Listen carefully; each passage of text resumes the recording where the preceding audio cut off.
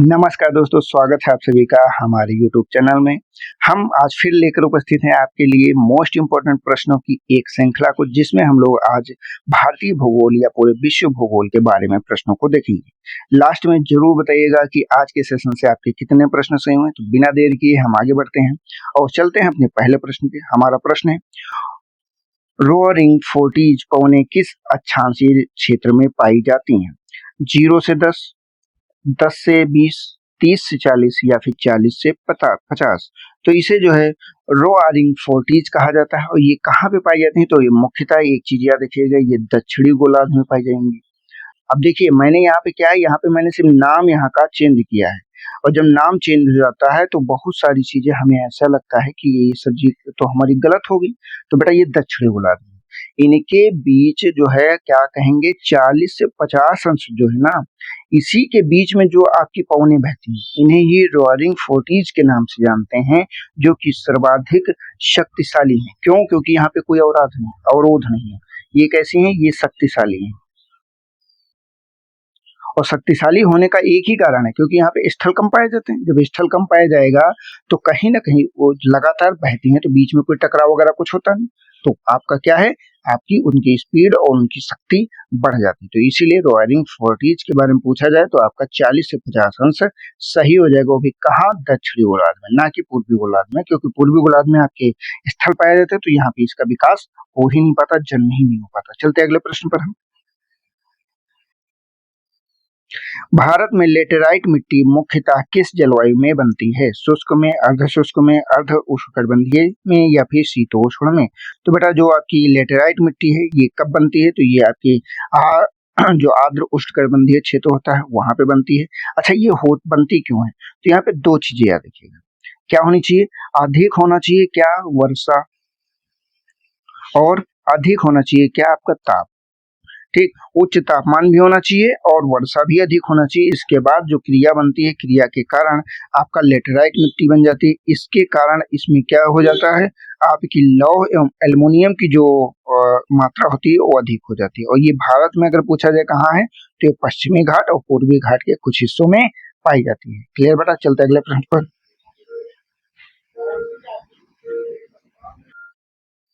बर्फानी मरुस्थल, एक सेकंड बेटा।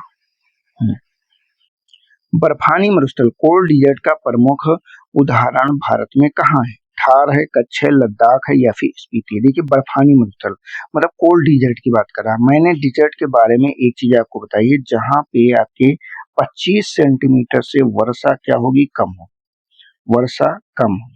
अगर 25 सेंटीमीटर से वर्षा कम है, वो पूरा क्या बन जाएगा? वो डिजर्ट बन जाएगा। अगर चाहे वो ठंडा क्षेत्र है तो आपका कोल्ड डिजर्ट बन जाएगा, अगर वो शुष्क क्षेत्र है तो आपका शुष्क क्षेत्र बन जाएगा। तो इस समय अगर पूछा जाए कि भारत में कहाँ पे 25 सेंटीमीटर से कम वर्षा होती है, तो आपका लद्दाख जो एरिया है वहां पे आपकी इसकी वर्षा कम होती है। और जब वर्षा कम होगी, तापमान अत्यधिक कम रहेगा, तो इसे ही किस रूप में जानते हैं? इसे ही शीत मरुस्थल या बर्फानी मरुस्थल या कोल्ड डिजर्ट, तीनों का नाम एक ही है, तीनों के नाम से जानते हैं। चलते हैं हम अपने अगले प्रश्न पर। भू स्थिर उपग्रह जो है पृथ्वी से लगभग कितनी ऊंचाई पर परिक्रमा करता है? 12,000 किलोमीटर, 24,000 किलोमीटर, 36,000 किलोमीटर या फिर 48,000 किलोमीटर? तो देखिए बेटा यहाँ पे क्या कर रहा है, भू स्थिर की बात कर रहा है, जियो स्टेशनरी जो सैटेलाइट होते हैं उनकी बात कर रहा है। तो ये बेटा आपके 36,000 किलोमीटर पर क्या करते हैं, आपका जो है चक्कर लगाते हैं। इन्हें भू स्थिर उपग्रह कहते हैं। इनका मुख्यतः अगर उपयोग देखा जाए तो ये संचार और मौसम के लिए होते हैं। ये जितने भी उपग्रह होंगे क्यों होंगे? तो संचार, मौसम की जानकारी के लिए जो है इसका स्थापित किया जाता है। चलते अगले प्रश्न पर। भारत की सबसे बड़ी नदी घाटी कौन सी है? नर्मदा है, गोदावरी है, गंगा है या फिर ब्रह्मपुत्र है? तो बेटा भारत की पूछ रहा है तो भारत की सबसे बड़ी नदी घाटी आपकी गंगा नदी है। क्यों? क्योंकि यहाँ पे आपका यही एक नदी है जो भारत के कहीं न कहीं उत्तर विशाल के जो मैदान है वहां पे फैली हुई है। और इसके क्षेत्र में कृषि है, जनसंख्या है और आर्थिक गतिविधियां कई सारी विकसित हैं। वहीं पे अगर ब्रह्मपुत्र की बात करते हैं तो उसका क्षेत्र भारत में कम, हाँ बाहर ज्यादा लेकिन भारत में कम है। तो भारत की सबसे बड़ी नदी घाटी कौन हो जाएगी? गंगा हो जाएगी। बढ़ते हैं अपने अगले प्रश्न पर।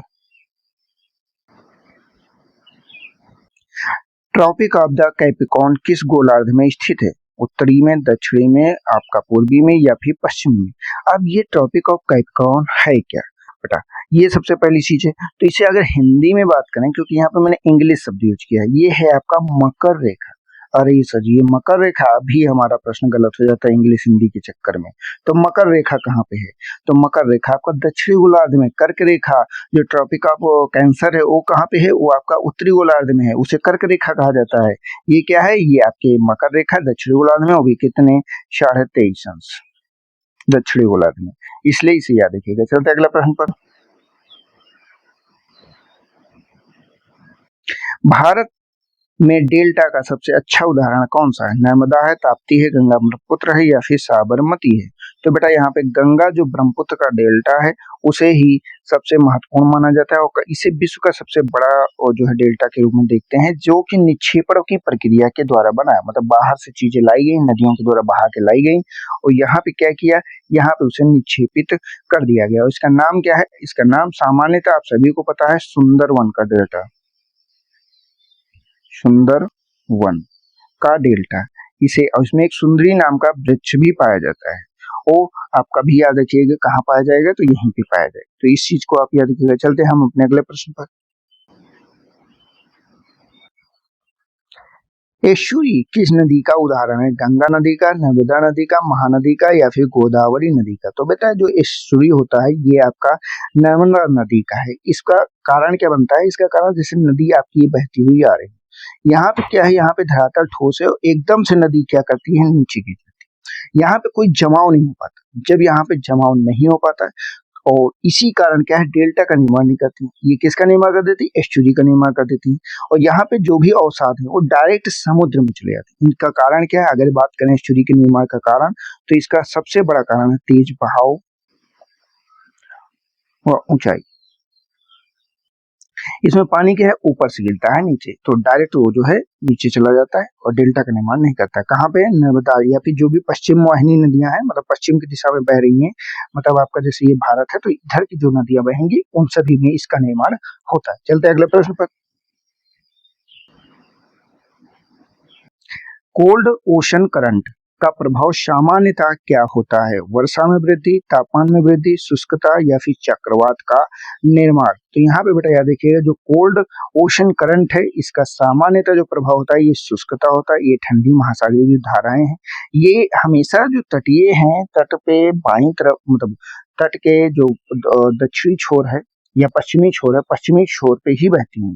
ठीक, कभी भी इसका जो है पूर्वी छोर पे, जैसे ये आपका ईस्ट हो गया, ये वेस्ट हो गया, तो जो भी तट होगा उसके पश्चिमी छोर पे ही बहेंगी और वहीं पर ये क्या करती हैं, आपका वाष्पीकरण को कम कर देती हैं और एक मरुस्थल का निर्माण करती है। जैसे कि नामीब का मरुस्थल आप देख सकते हैं, आटाकामा का मरुस्थल देख सकते हैं, सहारा का मरुस्थल देख सकते हैं, या फिर आप भारत में थार मरुस्थल देख सकते हैं। ये सब क्या है, ये सब पश्चिमी तट पे ही पाए जाएंगे और पश्चिमी तट पे ये ठंडी धाराएं बहेंगी और ये डिजर्ट का निर्माण कर देते हैं, क्योंकि ये वाष्पीकरण को कम कर देते हैं। तो इसीलिए क्या प्रभाव होगा, तो शुष्कता हो जाएगी, मतलब कि आपका जो पवने हैं वहां के वो आपके पानी को एब्जॉर्ब कम कर पाएंगे। चलते हैं अगले प्रश्न पर।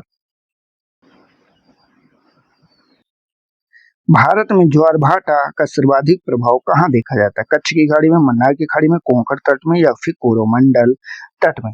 तो बेटा यहाँ पे याद रखिएगा जो कच्छ की खाड़ी आपकी है यहाँ पर ज्वार भाटा का सबसे अधिक प्रभाव देखा जाता है। यहाँ पे ज्वार की जो ऊंचाई है वो सामान्य तौर पे सबसे अधिक होती है। चलते अगले प्रश्न पर। भूकंपीय तरंगें सर्वप्रथम किस माध्यम में पहुंचती हैं, जल में, वायु में, ठोस में या फिर मैग्मा में। तो बेटा ठोस में सबसे पहले पहुंचती हैं। क्लियर। अब दो चीजें यहाँ पे याद रखिएगा, एक ध्वनि हो गई और एक आपकी भूकंपीय तरंगे हो गई। तो ये क्या है, ठोस में सबसे पहले पहुंचेंगे। तो एक तरह से देखें तो ध्वनि के तरीके से ही ये चलती हैं, जिनमें अगर इसमें भी बात करते हैं तो जिनकी प्राइमरी वेव्स हैं, जिनको आपका पी वेव्स कहा जाता है, ये सबसे पहले ठोस अवस्था में पहुंच जाती हैं और ये सबसे तेज होती हैं। क्योंकि अब ये जो पी वेव्स होते हैं ये कहाँ कहाँ चलती हैं, ये बेटा ठोस में भी चलेंगी, ठोस के साथ में द्रव में भी चलेंगी, द्रव के साथ में आपकी गैस में भी चलेंगी, गैस में भी चलेंगे। तो इस चीज को यहाँ पे याद रखिएगा, पी वेव्स ही पहुंचती है। चलते हैं हम अपने अगले प्रश्न पर। भारत में कृषि मानसून मुख्यतः किस पर निर्भर करता है? पश्चिमी विक्षोभ पर, जेट स्ट्रीम पर, स्थल समुद्र तापांतर पर या फिर हिमालय पर? तो बेटा यहाँ पे स्थल समुद्र का जो तापांतर है वो मुख्यतः कृषि मानसून को नियंत्रित करता है। गर्मियों में स्थल भाग क्या है, अधिक गर्म होते हैं तो निम्न दाब बनाते हैं, जिससे आर्द्र पवनें जो समुद्र की ओर स्थित है वो खींचकर इधर स्थल की ओर आती है। चलते हैं हम अपने अगले प्रश्न पर। अरावली पर्वतमाला किस दिशा में क्या है? अरावली पर्वतमाला की दिशा उत्तर दक्षिण पूर्व पश्चिम या फिर उत्तर पूर्व से दक्षिण पश्चिम या फिर उत्तर पश्चिम से दक्षिण पूर्व। तो यहाँ पे जो बेटा अरावली पर्वत है, अरावली पर्वत की ये दिशा है। तो यहाँ पे अगर मैप बनाते हैं हम तो ये आपका ईस्ट हो जाता है, ये आपका वेस्ट हो जाता है, ये आपका नॉर्थ हो जाता है, ये आपका साउथ हो जाएगा। तो सामान्यतः देखें तो उत्तर पश्चिम मतलब ये इस क्षेत्र से यहाँ पे आप पूरा मैप बनाइए ऐसे, ये आपका पूरा मैप है।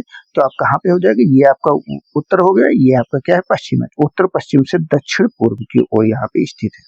ठीक, ये आपका यहाँ पे सही हो जाएगा। क्लियर बेटा? हम चलते हैं अपने अगले प्रश्न पर। भूजल का प्रमुख स्रोत क्या है? वर्षा है, हिमनद है, समुद्र है या फिर झील है? तो यहाँ पे बेटा जो भूजल का प्रमुख स्रोत है ये आपकी वर्षा है, क्योंकि वर्षा का जल ही जैसे इसकर भूमि में जाता है, संग्रहित होता है और जल भूजल जो है उसका पुनर्भरण करता है। अगर बारिश लगातार ना हो या बंद हो जाए तो धीरे धीरे जो आपका ये स्टोरेज है भूमि का ये समाप्त हो जाएगा। वैसे भी अब क्योंकि शहरों में अगर देखा जाए तो जो वर्षा का जल होता है ये नदियों में या नालों में बहकर सीधे क्या होता है वेस्ट में चला जाता है, इसका कहीं पर भी संग्रहण नहीं हो पाता है। इसीलिए तालाब वगैरह हैं या फिर अगर वेटलैंड्स वगैरह हैं इनकी इसीलिए इनकी भूमिका भी बढ़ जाती है। तो बेटा इसे भी आपको याद रखना है। हम बढ़ते हैं अपने अगले प्रश्न पे। प्रश्न है, रेगिस्तान में पवन द्वारा निर्मित आकृति कौन सी है? यू आकार की घाटी है, यारडांग है, डेल्टा है या फिर मोरेन है? तो यहाँ पे बेटा याद रखिएगा जो रेगिस्तान में पवन द्वारा सिर्फ निर्मित होती है उसको यारडांग बोला जाता है। ये पवन अपरदन से बनी होती है, लंबी और सकरी आकृति होती है, तो इसलिए इसे भी याद रखिएगा। वैसे पवन द्वारा अपरदन से और निक्षेपण से कई सारी आकृतियां बनती हैं तो अक्सर पेपर में पूछी जाती है। तो धीरे धीरे करके उन सभी को भी हम यहाँ पे देख लेंगे या कवर कर लेंगे। तो बेटा आज का जो हमारा सेशन है, आज के सेशन में आपके कितने प्रश्न सही होते हैं इस चीज को जरूर बताइएगा। अब हम देख ले रहे हैं कल जो हमने आपसे प्रश्न पूछा था उस प्रश्न का उत्तर।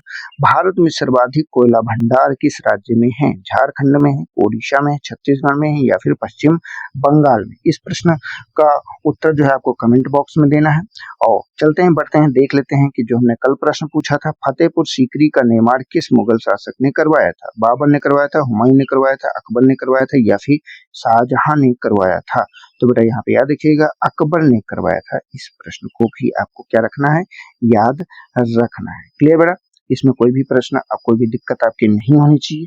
तो आज के सेशन में हम लोग यहीं तक रखते हैं। कल जो हमारा सेशन रहेगा ये भारतीय राज्य व्यवस्था के संदर्भ में रहेगा, जरूर देखिएगा।